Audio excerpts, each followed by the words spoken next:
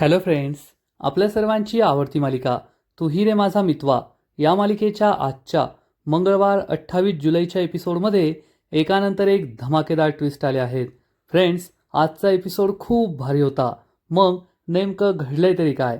तर आजच्या एपिसोडमध्ये अर्णव आणि ईश्वरीसमोर सगळ्यात मोठा प्रश्न होता की आता या स्पर्धेत भाग कसा घ्यायचा. कारण नम्रताने त्यांची साडी खराब केली आहे आणि या साडीवरच त्यांचं संपूर्ण परफॉर्मन्स अवलंबून आहे.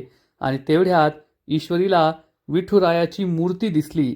विठुराया आणि रखुमाईची मूर्ती पाहताच तिला एक आयडिया सुचली आणि ईश्वरीने आता महाराष्ट्राची संस्कृती, वारी परंपरा आपल्या परफॉर्मन्समधून दाखवायचं ठरवलंय.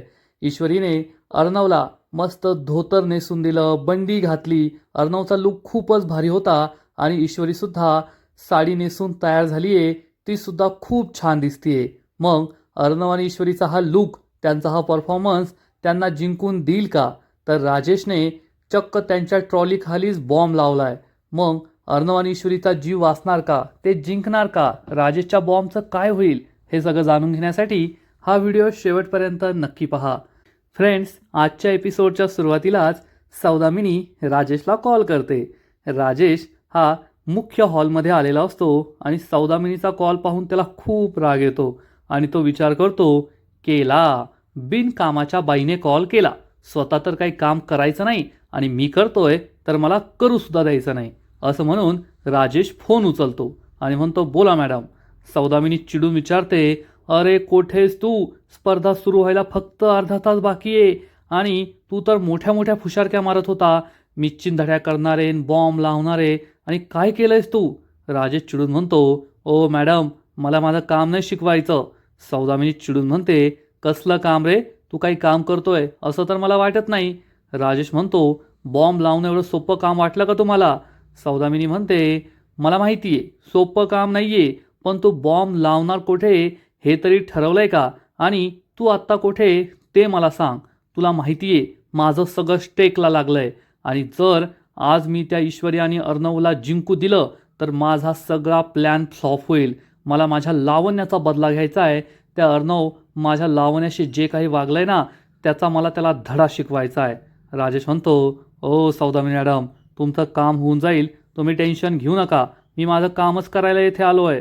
तर सौदामिनी चिडून म्हणते, तू आहे ना फक्त बोलतोयस, तोंडाची वाफ दडवतोय. तू काही करतोय ना असं तर मला बिलकुल वाटत नाहीये.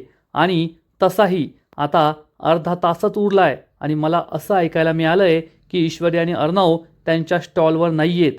राजेश विचारतो, हे काय सांगताय तुम्ही? सौदामिनी म्हणते, हो, मला जी बातमी मिळाली आहे ना तीच सांगते मी.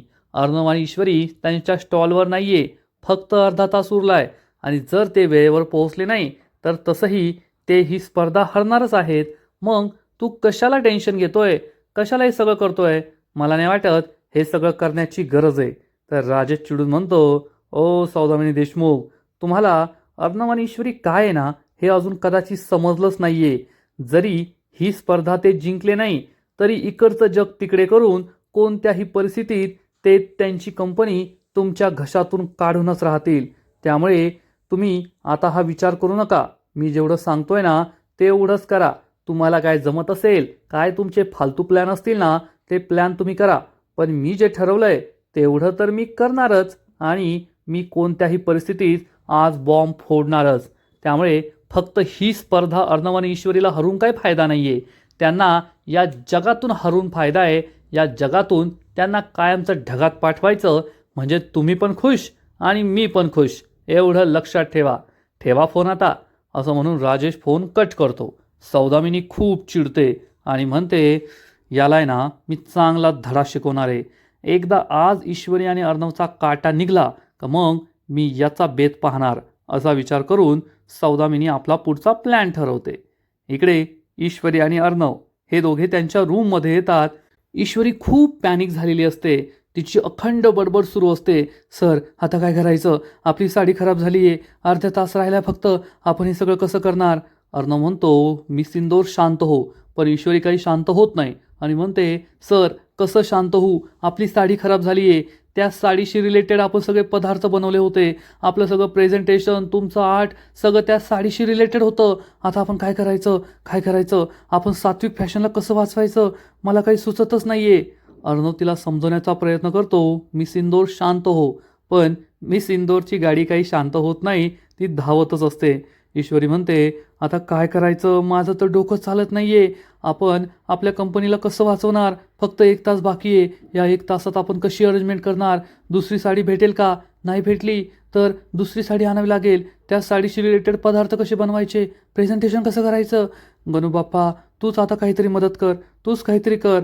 आणि अर्णव हा शांत असतो, काहीतरी विचार करत असतो. ईश्वरी म्हणते, सर तुम्ही एवढे शांत का बसलाय, काहीतरी विचार करा, काहीतरी सांगा, काहीतरी सोल्युशन काढा. अर्णव म्हणतो, मिस इंदोर तुला बडबड करून सुचतं, मला शांत राहिल्यावर सुचतं, मला विचार करू दे. ईश्वरी म्हणते, मी बडबड करतेय, मी बडबड करतेय. अर्णव चिडून म्हणतो, हो बडबड करतेयस तू आणि मला पण डिस्टर्ब करतेय, मला काहीतरी विचार करू दे. ईश्वरी म्हणते, हो हो तुम्ही शांत राहा, शांत राहा, तुम्ही शांत राहून विचार करा, हा विचार करा, विचार करा, सांगा मला, सांगा मला. अर्णव म्हणतो, हो. मग ईश्वरी शांत बसते, तीही विचार करते आणि अर्णवसुद्धा विचार करतो की आता या संकटातून बाहेर कसं काढायचं आणि नेमकं काय करायचं. पण या दोघांना काहीच सुचत नाही, दोघांना खूप टेन्शन आलेलं असतं. आणि इकडे राजेश हा स्पर्धेच्या मुख्य हॉलमध्ये येतो. तेथे बाकीची माणसंसुद्धा कामं करत असतात आणि तेवढ्यात सौदामिनी त्याला परत एकदा कॉल करते. राजेश पाहतो की सौदामिनीचा कॉल आलाय. राजेश खूप चिडतो आणि फोन उचलतो आणि विचारतो, बोला आता काय आहे तुमचं, आता लगेच कशाला फोन केलाय.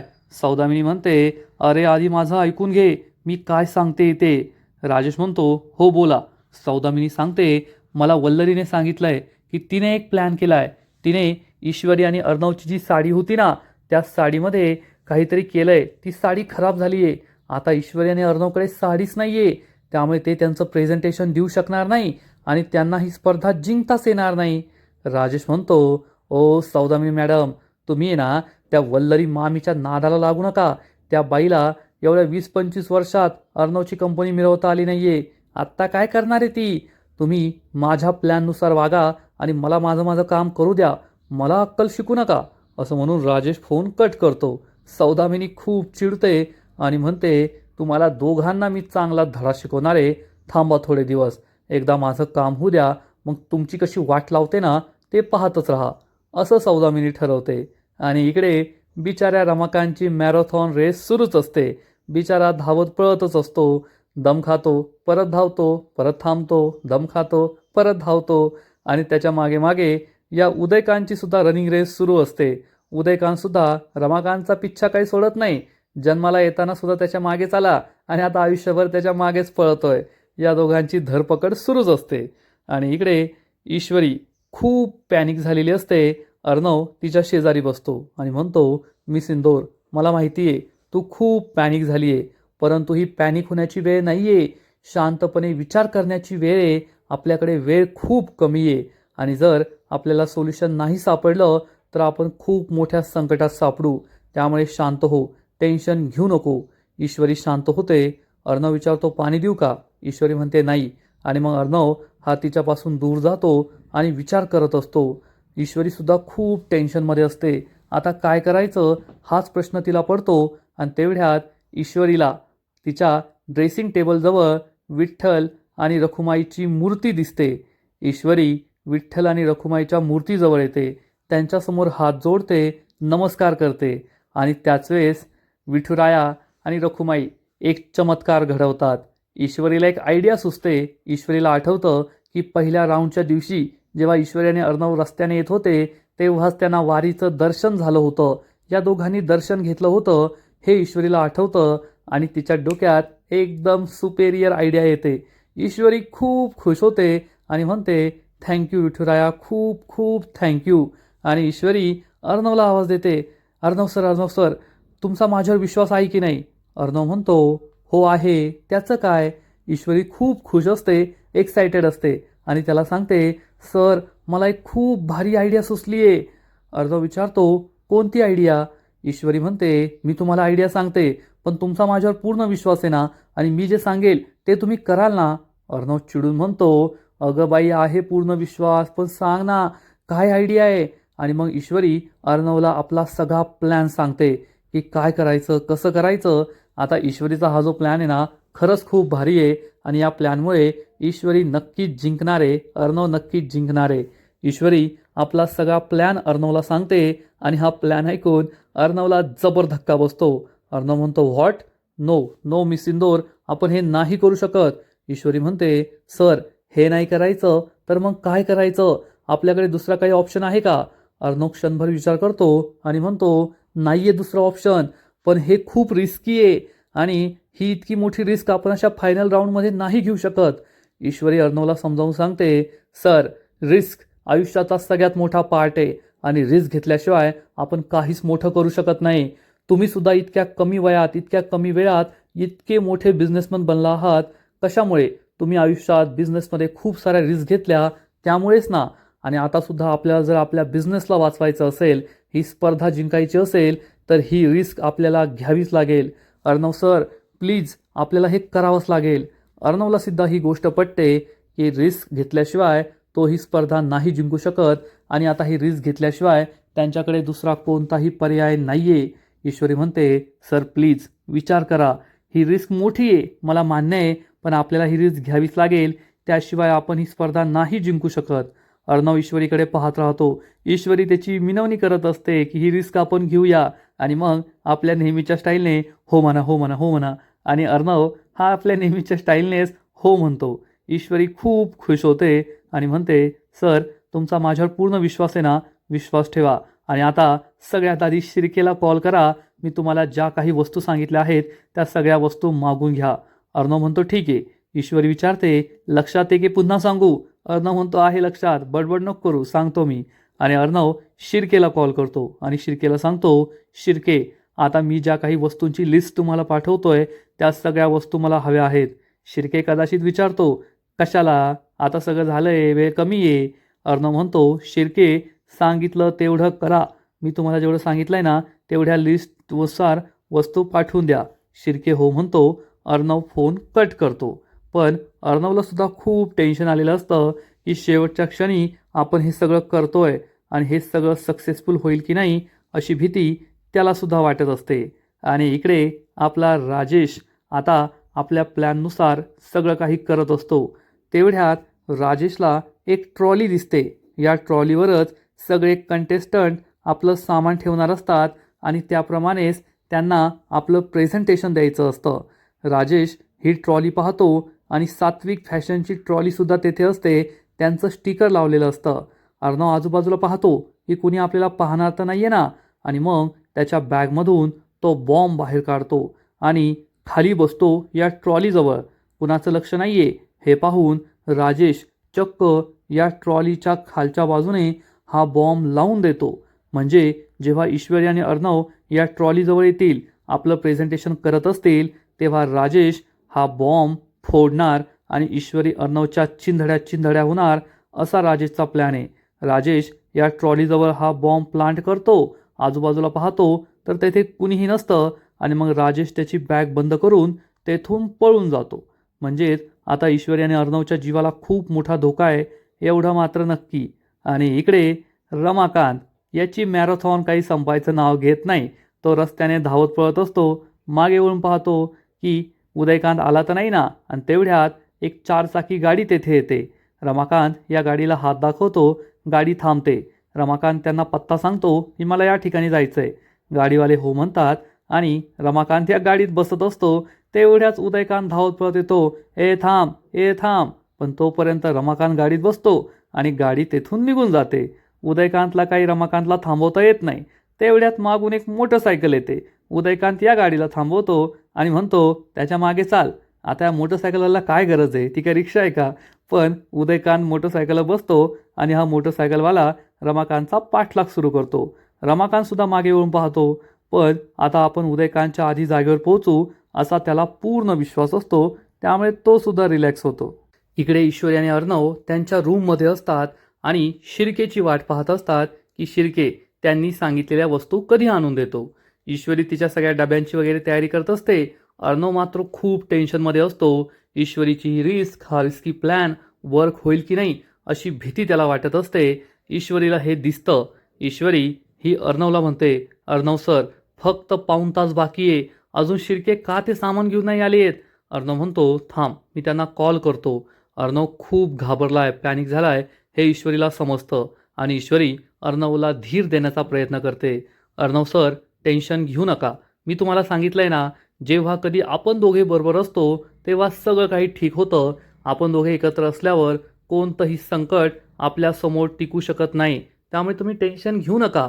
सगळं काही होऊन जाईल. ही स्पर्धा आपणच जिंकणार आणि आपल्या सात्विक फॅशनला वाचवणार. मला माहिती आहे आपल्याकडे वेळ कमी आहे, पण विठुरायामध्ये मी माझ्या गणूबाप्पालाच पाहते आणि माझा गणूबाप्पा कधीही मला हरू देणार नाही. माझ्या मनाविरुद्ध तो काहीच करणार नाही. तो आपली साथ नक्की देईल. त्यामुळे तुम्ही टेन्शन घेऊ नका. ही स्पर्धा आपणच जिंकणार. तुमच्या आईच्या अस्तित्वाला, सात्विक फॅशनला आपण वाचवणार. माझ्यावर विश्वास ठेवा. अर्णवला हिंमत येते आणि तेवढ्यात शिर्के त्याला कॉल करतो आणि सांगतो, सर, सगळं सामान मी आणलं आहे. अर्णव ईश्वरीला सांगतो, मी सिंदूर, मी सगळं सामान घेऊन येतो. ईश्वरीलाही आनंद होतो आणि ईश्वरी गणूबाप्पाला हात जोडते की सगळं काही ठीक होऊ दे, आम्ही ठरवलंय तसंच होऊ दे. आणि इकडे वल्लरीला सुद्धा खूप टेन्शन आलेलं असतं. मी उदयकांतला येथे बोलवलंय, उदयकांत अजून का नाही आलाय, हाच प्रश्न वल्लरीला पडतो. आता खरं सांगायचं तर उदयकांतचं या स्पर्धेमध्ये काय काम आहे? त्याचं काहीच काम नाही आहे. फक्त रमाकांतने येथे यावं म्हणून वल्लरीने त्याला हे सांगितलंय. कारण ना उदयकांत बॉम्ब लावणार होता, ना ईश्वरी अर्णवला काही करणार होता.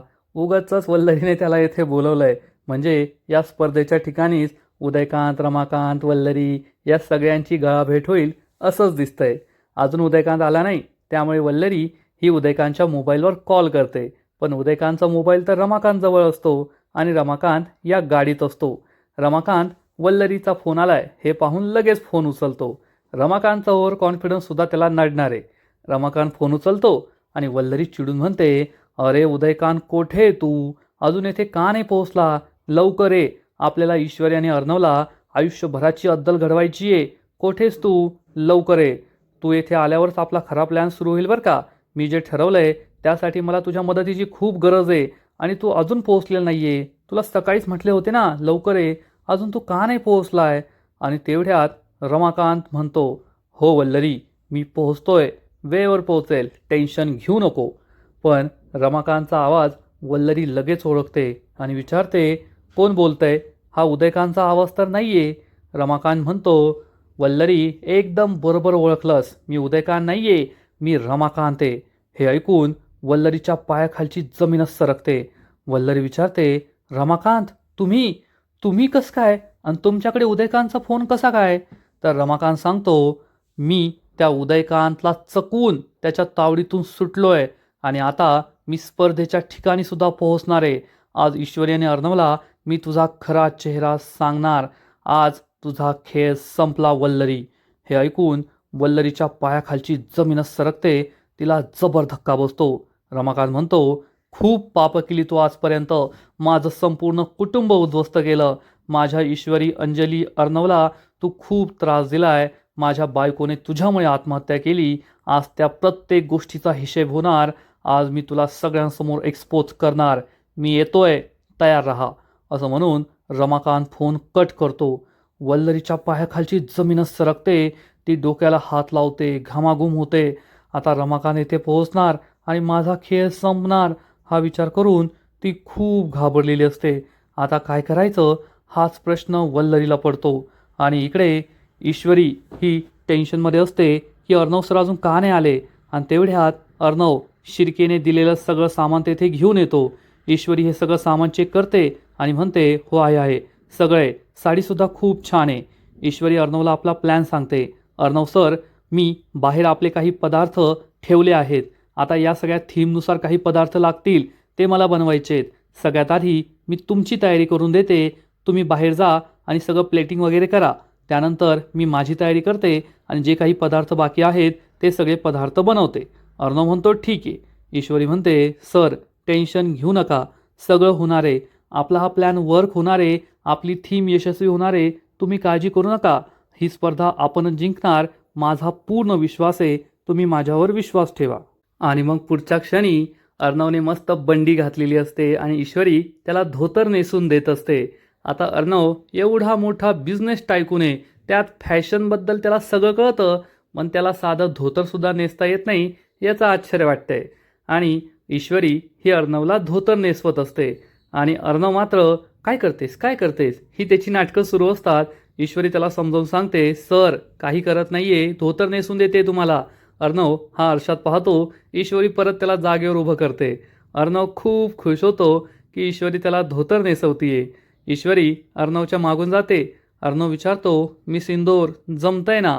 तर ईश्वरी त्याला सांगते, सर आठवतंय ना, लग्नाच्या आधी एकदा मीच तुम्हाला धोतर नेसून दिलं होतं. अर्णवला हे सगळं आठवतं. अर्णव म्हणतो, हो आठवतंय आठवतंय. आणि मग ईश्वरी त्याला धोतर नेसून देते एकदम परफेक्ट. आणि मग जे बाकीच्या गोष्टी असतात, हातात काळा दोरा, गळ्यात एक ते काळ्या दोऱ्याचं लॉकेट, या सगळ्याचं ईश्वरी माप घेते. आणि मग बॅकग्राऊंडमध्ये तू ही रे माझा मितवा हे छान गाणं सुरू होतं आणि ईश्वरी अर्णवच्या जवळ येत असते. त्याच्या हातात हा काळा दोरा बांधते, त्याच्या गळ्यात हे लॉकेट बांधते आणि अर्णव खरंच खूप छान दिसत असतो. आणि ईश्वरी सगळ्यात शेवटी त्याच्या खांद्यावर ही घोंगडीसुद्धा ठेवते. आणि अर्णव विचारतो, मी सिंदूर हे काय आहे? ईश्वरी सांगते, असाच लुक असतो सर, खरंच तुम्ही खूप छान दिसताय. अर्णवला सुद्धा हा लुक आवडतो. आणि मग ईश्वरी त्याची नजर काढते, त्याला काळा टीका लावते. अर्णव खूप खुश होतो. ईश्वरी सांगते, सर आता तुम्ही बाहेरचा मोर्चा सांभाळा, मी माझी तयारी करते. अर्णव म्हणतो ठीक आहे. आणि अर्णव बाहेर निघून जातो. ईश्वरी भलतीच खूप खुश असते आणि तिची साडी नेसायला जाते. दुसरीकडे सौदामिनी ही राजेशला कॉल करते आणि विचारते, अरे बॉम्ब प्लांट केला की नाही? खूप कमी वेळ बाकी आहे. राजेश सांगतो, केलाय केलाय, बॉम्ब प्लांट केलाय. सौदामिनी विचारते, पण कोठे? राजेश सांगतो, ईश्वरी आणि अर्णवची जी ट्रॉली ना त्याच्या खालीच बॉम्ब प्लांट केलाय. सौदामिनी चिडून म्हणते, अरे तुला काही अक्कल आहे की नाही? ती ट्रॉली तेथे ऑडिटोरियममध्ये येणार, आपण सगळे तेथे असू आणि तो बॉम्ब तेथे फुटल्यावर त्या ईश्वरी अर्णवबरोबर आपल्या चिंधड्या पण उडतील ना. राजेश म्हणतो, हो तुम्ही काय मला मूर्ख बिर्ख समजता का हो? तो लो इंटेन्सिटीचा बॉम्ब आहे, सगळ्यांच्या चिंधड्या नाही उडणार, फक्त त्या दोघांच्या चिंधड्या उडणार आणि आपण दोघांनी आणि सगळ्यांनी फक्त मजा पाहायची आहे. आज हा फायनल राऊंड आहे ना, अर्णव आणि ईश्वरीचं फायनल डेस्टिनेशन असणार आहे, ते कायमचे देवाघरी जाणार आहे, एवढं लक्षात ठेवा. हे ऐकून सौदामिनी खूप खुश होते आणि राजेश तिला समजावून सांगतो, आजपर्यंत तुम्ही जे करू शकला नाही ना ते मी करणार आहे. त्या दोघांना मी कायमचं ढगात पाठवणार आहे. सौदामिनी भलतीच खुश होते आणि म्हणते, खरंच माझीसुद्धा इच्छा पूर्ण होईल. आज मी माझ्या लावण्याचा बदला पूर्ण करेल. ईश्वरी अर्णवने माझ्या लावण्याला खूप छळलंय, तिला खूप त्रास दिलाय आणि आज त्यांच्या मृत्यूने माझा आणि लावण्याचा बदला पूर्ण होईल. राजेश म्हणतो, अभिनंदन तुमचं, आपला प्लॅन यशस्वी होणार आहे. चला मग जमूया थोड्याच वेळात फटाके पाहण्यासाठी. आणि सौदामिनी त्याला विचारते, पण तू हे सगळं कसं कॅल्क्युलेट केलं आहे, हे कधी घडणार आहे? राजेश सांगतो, या स्पर्धेमध्ये अर्णव आणि ईश्वरीचा 4था नंबर आहे आणि त्याचप्रकारे प्रत्येकाला 5-5 मिनिटांची वेळ मिळणार आहे. म्हणजे अर्णव आणि ईश्वरी 20व्या मिनिटाला स्टेजवर असतील आणि मी त्याच वेळेस हा बॉम्ब फोडणार. म्हणजे अर्णव आणि ईश्वरीच्या चिंधड्या होतील आणि बाकीच्या कोणाला काहीच धोका होणार नाही. हे ऐकून सौदामिनी खुश होते आणि म्हणते, वेल डन. ती फोन कट करते आणि राजेश म्हणतो, बूम, आज चिंधड्या होणार आहे तुझ्या चिंटुकल्या. आणि असा विचार करून राजेश खूप खुश होतो आणि सायकोसारखा विक्षिप्तासारखा हसतो, एक्सप्रेशन देतो त्याच्या नेहमीच्या स्टाईलने. आणि आजचा एपिसोड येथेच संपतो. फ्रेंड्स, तू ही रे माझा मितवा या मालिकेचा आजचा एपिसोड खरंच खूप भारी होता, इंटरेस्टिंग होता.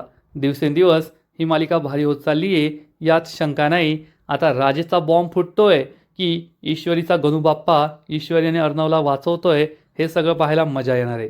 आजचा एपिसोड तर भारी होता, पण पुढील एपिसोड आणखीन भारी असणार आहे. आणखीन मोठा ट्विस्ट या मालिकेत येणार आहे. मग नेमकं घडणार तरी काय? तर पुढील एपिसोडमध्ये आपण पाहू की अर्णवनंतर ईश्वरीसुद्धा पारंपरिक वेशात तयार होईल आणि ती खूप छान खूप सुंदर दिसत असेल. आणि इकडे राजेश हा चक्क अर्णव समोर येणार, अर्णव त्याला थांबवणार आणि राजेशचे डोळे पाहताच अर्णवला समजेल, अरे हा तर राजेश आहे. आणि अर्णव राजेशला पकडण्यासाठी त्याच्या मागे धावणार आणि त्यामुळे स्पर्धेच्या ठिकाणी अर्णव काही पोहोचणार नाही. नम्रता ही ईश्वरीजवळ येईल आणि म्हणेल, ईशू काय करतेस तू येथे, जा लवकर स्टेजवर, तुमचं नाव अनाऊन्स होतंय. ईश्वरी सांगेल, ताई मी कशी जाऊ, अर्णव सर येथे नाहीये, ते कोठे गेलेत काय माहीत. आणि अर्णव गेला असेल या राजेशला पकडायला.